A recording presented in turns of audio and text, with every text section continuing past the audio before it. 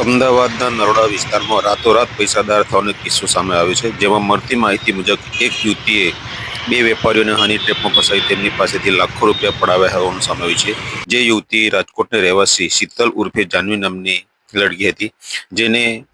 1 વર્ષ પહેલા વેપારીઓને નરોડા વિસ્તારમાં બોલાવી ફસાવ્યા હતા, જેની નરોડા પોલીસે ધરપકડ કરી વધુ કાયદેસરની કાર્યવાહી હાથ ધરી છે.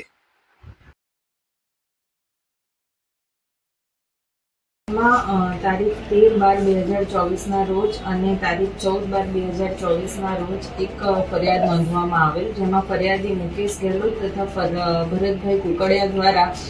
ફરિયાદની જાહેરાત કરવામાં આવેલ કે બંને જે છે ફરિયાદી એ બિઝનેસના મામલામાં એમનું એક એપ્લિકેશન અને વોટ્સઅપ ઉપર ને આ રીતે એ લોકો એક્ટિવ હતા. એ દરમિયાન એક બેન દ્વારા એમને વોટ્સઅપ ઉપર સંપર્ક કરવામાં આવેલ. વોટ્સઅપ પર વાતો થતાં બેને એમને નરોડા ખાતે મળવા બોલાવેલ અને ત્યારબાદ એ લોકો વચ્ચે વાતચીત આગળ વધતા અને મળ્યા. એ દરમિયાન નરોડા ખાતે આવેલ એક મોલમાં ત્યાં જઈ ખરીદી કરેલ અને ત્યાર પછી જ્યારે એ બેન સાથે વાતચીત માટે ઊભા હતા એ દરમિયાન અન્ય 3 આરોપી ક્રેટા ગાડી લઈને આવી અને